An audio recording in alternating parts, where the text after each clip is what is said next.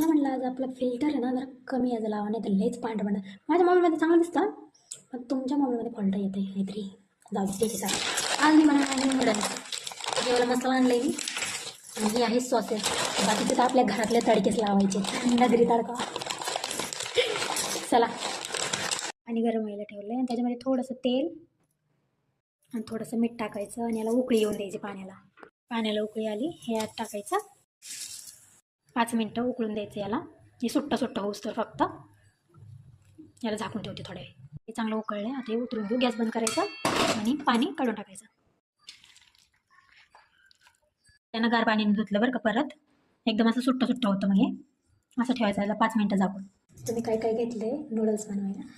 आलं लसूण पेस्ट, हिरव्या मिरच्या, टोमॅटो, कांदा, गाजर, शिमला मिरची आणि कोबी, आणि आहे कोथिंबीर. हे आणलं होतं मसाला त्यात टाकायला.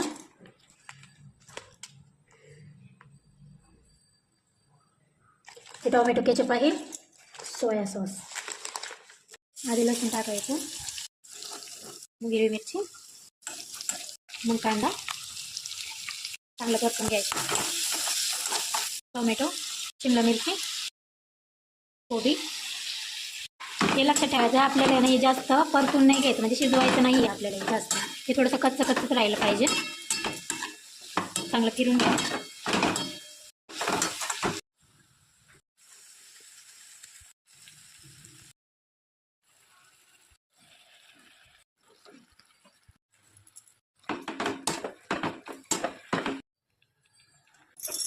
तयारी आपली नूडल्स.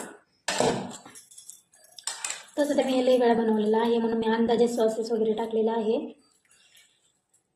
रेड चिली सॉस नव्हतं माझ्याकडं, म्हणून मी हिरव्या मिरच्या टाकले होते. आणि सोया सॉसमध्ये ना मीठ असतंय, तर तुम्ही मीठ जरा अंदाजेच टाका, जरा कमी खाऊन बघा मग टाका. असं करा. तुम्ही अंदाजे टाकून दिलेलं आहे पहिलं.